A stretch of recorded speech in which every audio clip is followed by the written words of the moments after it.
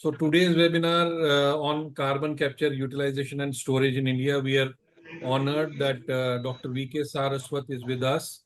All participants know him. He is a world-renowned figure. So he will be with us. He is with us, and he will be delivering the keynote address during the webinar. IFGE, as I mentioned, is having different forums on different subjects of bioenergy, on all green energy aspects.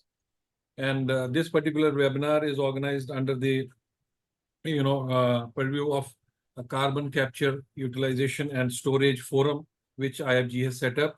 We had several meetings also in the past to understand this sector. And there was a demand from the members that we should organize a webinar on this subject and invite Dr. V.K. Sarwat, who has led the team which suggested the policy measures for this sector, the policy framework and its deployment mechanism in India. And so we are grateful to him for joining. Carbon capture is an important subject. I don't have to, give details about that. All learned people who are with us today will throw light on that. So without spending more time on that, on the formalities. So I will start with Mr. Subodh Kumar.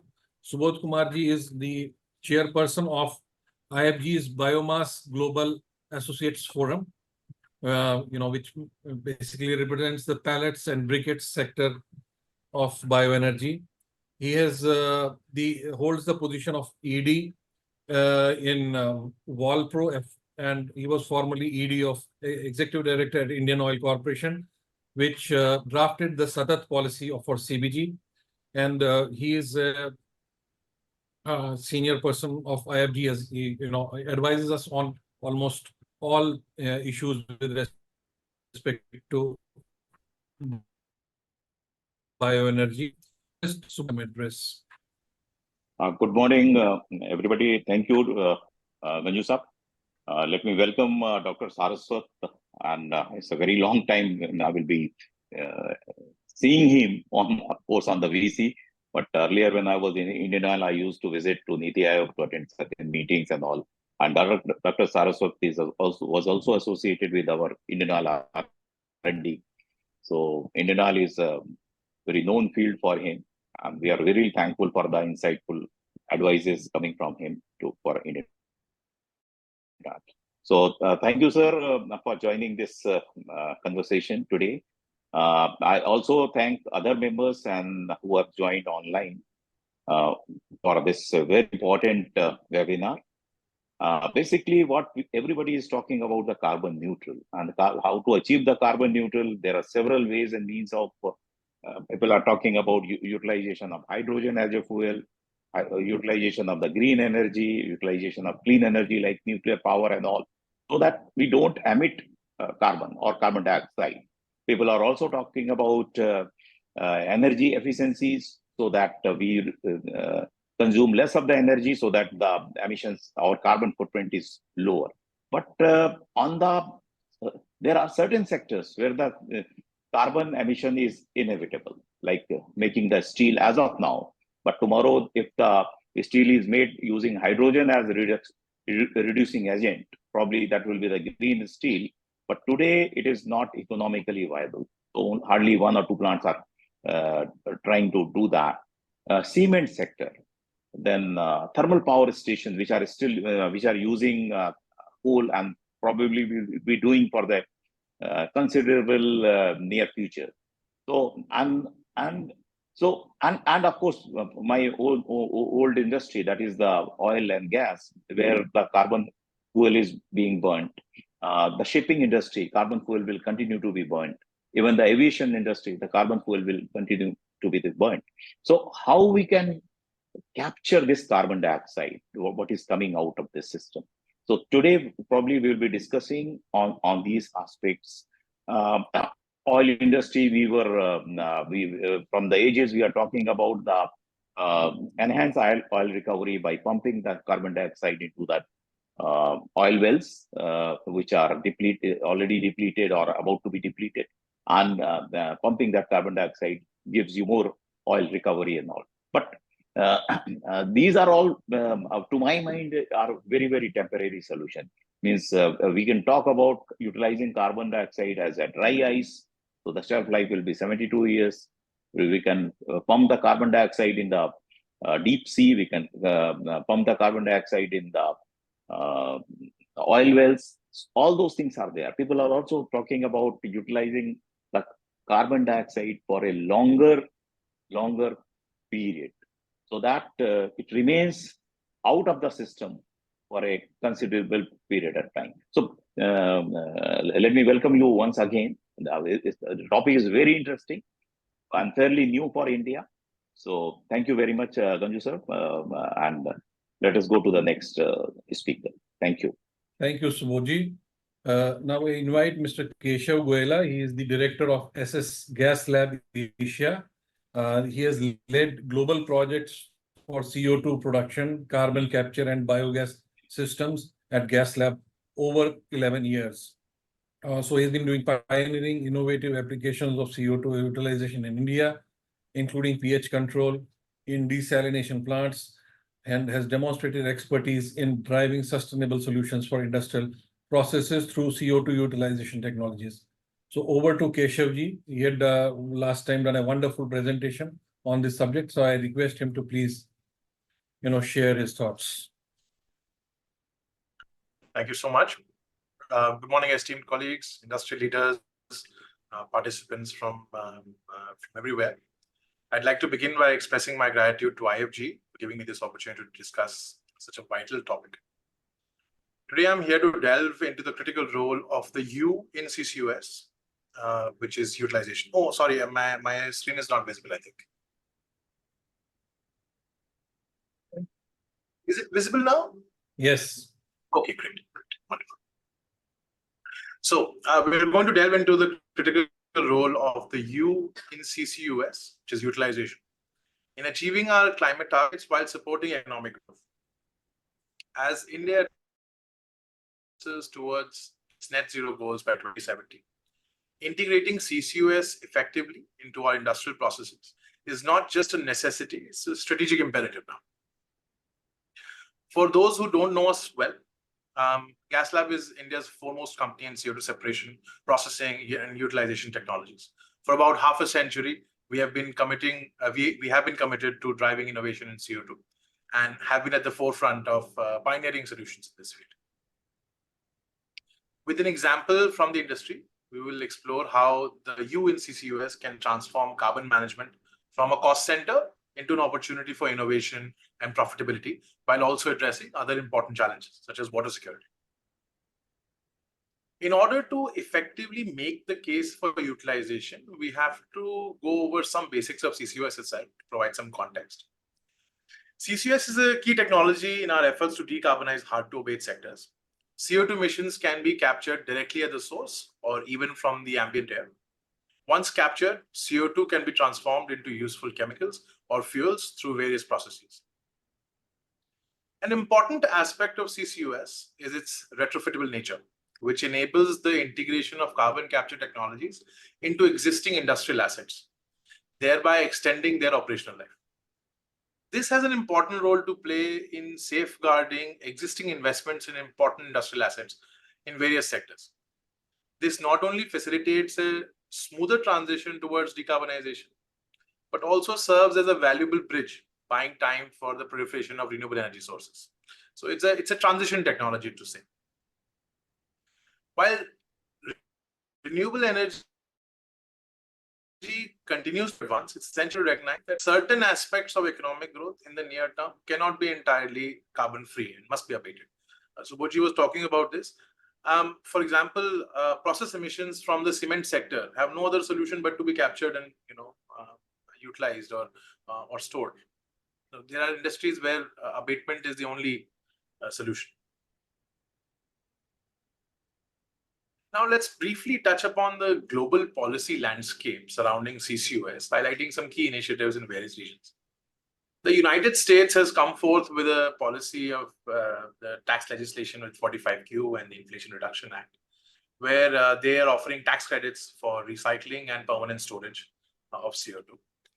The EU has come up with a taxing mechanism for imports called the Carbon Border Adjustment Mechanism, where imports from sectors such as cement, steel, aluminum, fertilizers, electricity, and hydrogen into the EU will carry a tax according to the carbon intensity of those specific imports.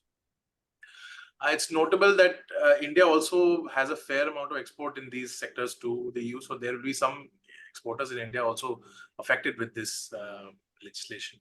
It's already in effect. Taxation effect is supposed to come up starting January 26 next year.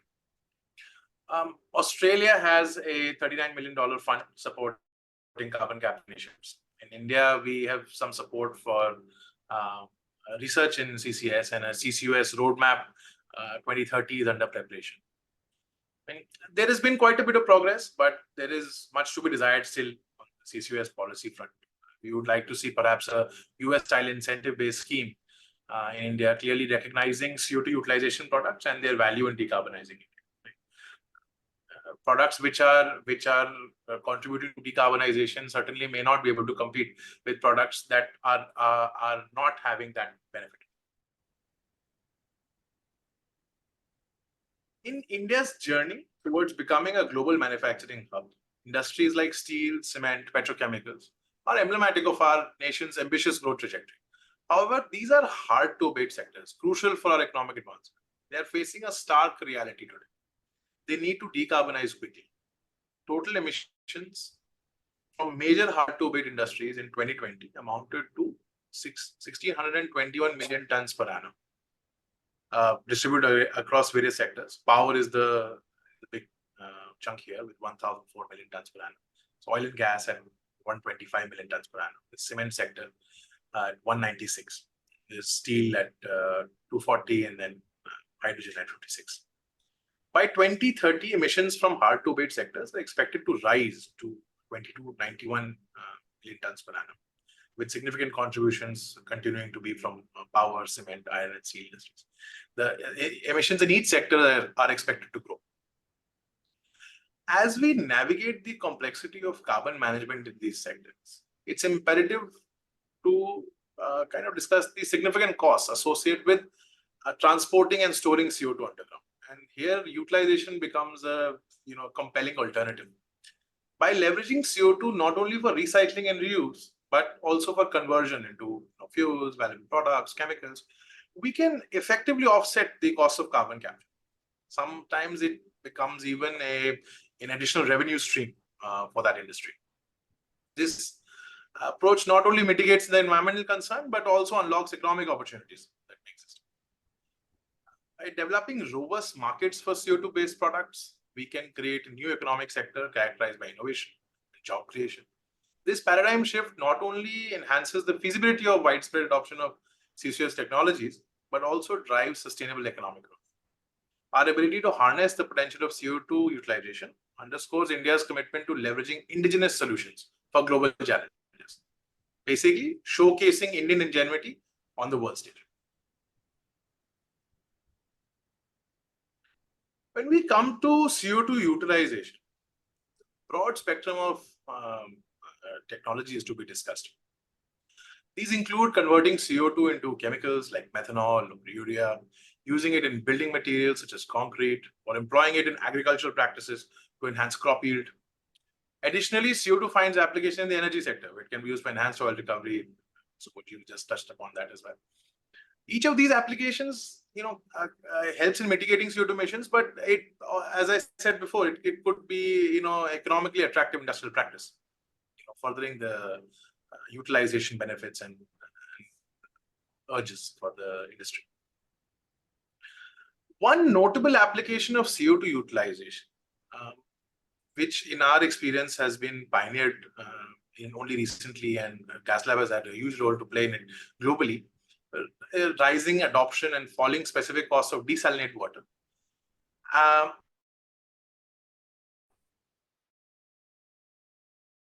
is desalination. The reason being, again, as I said, the adoption of cost desalination.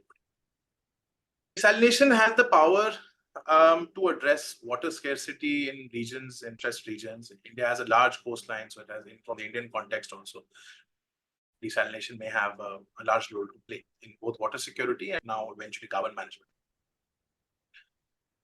The trend is driven by the growing demand for fresh water in areas where traditional water sources are scarce or contaminated. For the advancements in these economically viable for widespread adoption.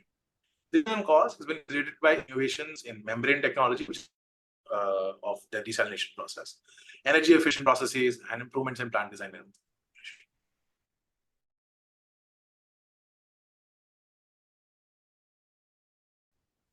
Deep pumps directly positioned in the water or beneath the beaches. The feed water is pre-treated using screens, chemical conditioning, dissolved air flotation, or media filtration to prepare it for the core process of desalination. The core of the process involves reverse osmosis, which separates the water into desalinated water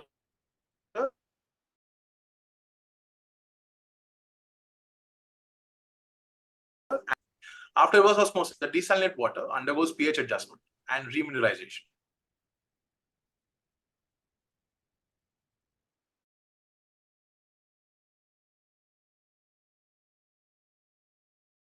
To meet drinking. So these added minerals are basically adding, calcium and magnesium back into water, which are essential for the human body.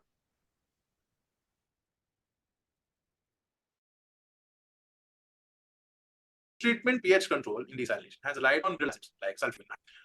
However,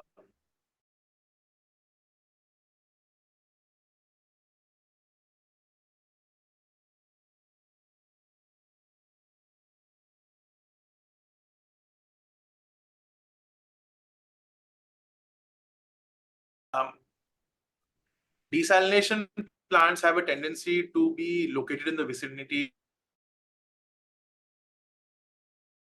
It enhances the quality. Exemplifies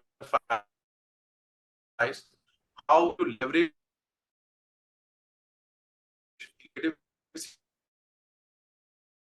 CCUS technology. Global issue. We have liquid CO2 in storage vessels, which is vaporized, and then a dosing system is used to appropriately dose CO2 in the permeate or the distillate stream. Gas Lab has been at the forefront of this paradigm shift in driving CO2 utilization technology and desalination projects. We have a mirrored reference list now across the globe, which are using CO2 instead of sulfuric acid or more harmful acids. And this is driving the demand for CO2 utilization in these areas. This is especially true for the water-stressed region of the Middle East, and of course, for that applies to the Indian water-stressed regions as well. So, for example, you take up the desalination plant in Nemeli that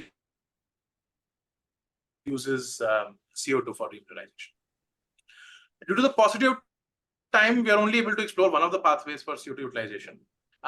Gas Lab has delivered similar innovation in many such pathways, including CO2 to chemicals, applications in advanced agriculture, cold chain, and firefighting.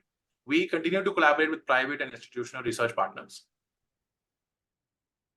to deliver important innovations from India. Gas Lab is proud to lead these efforts, showcasing how technological advancements can align with environmental goals to enable future for all. Thank you for your attention. I look forward to interacting with you all in the Q&A session.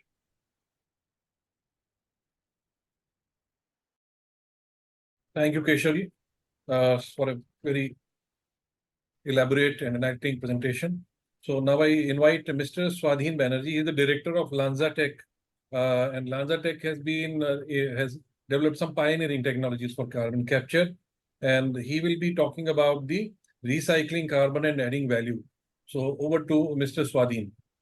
Yeah, thank you, Mr. Banerjee. Thank you for the nice introduction. The only one correction is Director of Business Development, not the Director of... Apologize, sorry. because I would be following up for various technology commercialization projects in India. And thank you for inviting me, and really honored to be here. Unfortunately, and I must thank Mr. Goela for presenting such a nice, including some data points and also some solutions coming out of your esteemed company, Mr. Goela. However, from my point of view, I would not be sharing any slide deck. It's a very helicopter view of CCU, CCUS, and how carbon recyclability of carbon is also so important.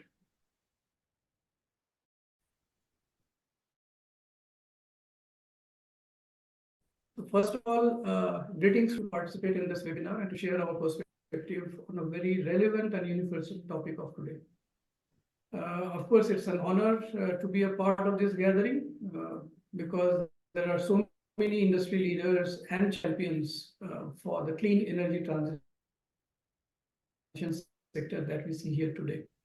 And with 90% of the humanity covered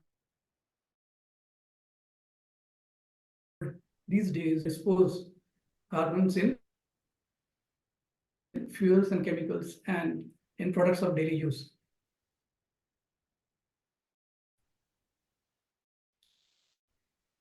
Just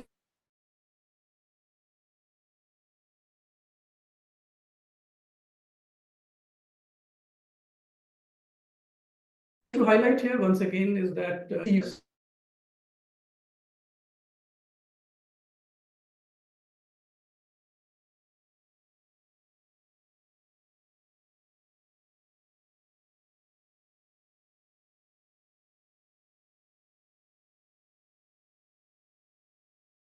while CCS options are systems that perpetuate the fossil carbon economy. Now, while we are talking of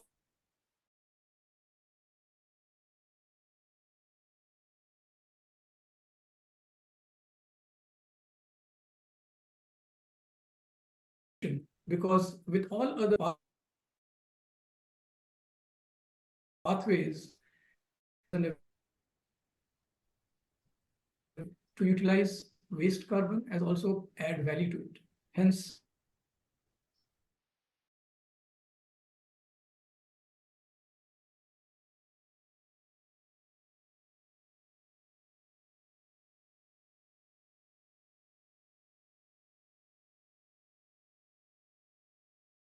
books. Where do we play a part? So coming to a little bit of introduction of our company, Lanzatech. So we operate at the intersection of energy, climate, and biotechnology. We have our gas fermentation technology, and with that, we are dedicated to supporting India's journey to a sustainable future. Now, a little bit about our technology. Lanzatech's technology can recycle carbon and carbon dioxide both that already exists above ground to produce fuels, chemicals, and materials of daily use, thereby reshaping our carbon economy. And the feedstocks that we can use could be industrial off-gases, various industrial off-gases, agricultural residues, municipal solid waste, and also particularly waste carbon dioxide, which Subodhji was also mentioning in his inaugural address. And by using those, what could be the products? The products could be ethanol, its various downstream chemicals, converting them into materials of our daily use, also chemicals like isopropyl alcohol, MEG, and a very important one as of today is also sustainable aviation fuel. So now it is evident that locally sourced and above ground carbon can not only revitalize local economies by creating jobs and attracting investments, but it can also take care or diminish the reliance on energy imports. So this gives the economies like ours, like India's, control over the material and energy production, ultimately enhancing the security part, which we are always talking about, domestic energy security. Now, one of the key aspects is decarbonization, and it is a business imperative. and it is also very important for the regional perspective. So CCU should be promoted in sectors like chemical and aviation, which are challenging because of hard to abate sectors, and also where circularity is important, is not only important, it's essential. So while we are talking about utilization, CCU, it is worth noting that the utilization value chain, it has the potential to provide economic routes from waste to ethanol, jet fuel. I think some the sensors in our rooms are quite active now. Sorry, now coming back to light. So what I was mentioning is that the utilization value chain has the potential to provide economic routes from waste to ethanol, jet fuel, high-value chemicals, and that represents of over $1 trillion. And that is why we believe we can not only recycle carbon, but also add value to it. So we believe that waste carbon feedstocks, technologies to convert waste carbon into values, and circular business models will be the fundamental to achieving the climate net zero goals. And with our technology, we are committed to facilitating that. Now, coming a bit about the policy frameworks, noting mostly about India. So we strongly believe that the policy framework should avoid being overly prescriptive, but allow all the sustainable solutions to contribute fairly to the goals that we are setting up for the country. And given the scale of our problem, we cannot afford to pick winners and losers mainly at this point in time. We must avoid the risk of letting the perfect be the enemy of the good, because then it can lead to inaction. We must be cautious not to become very much focused with a single approach, that we neglect the ideas that could contribute to collective success.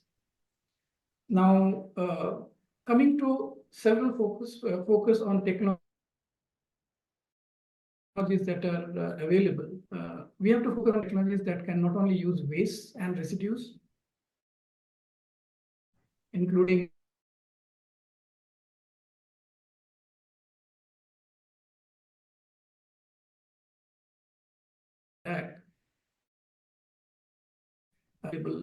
energies such as Lanzatech's projects with MRPL and IOC, which involves both biomass, agricultural residues on one side,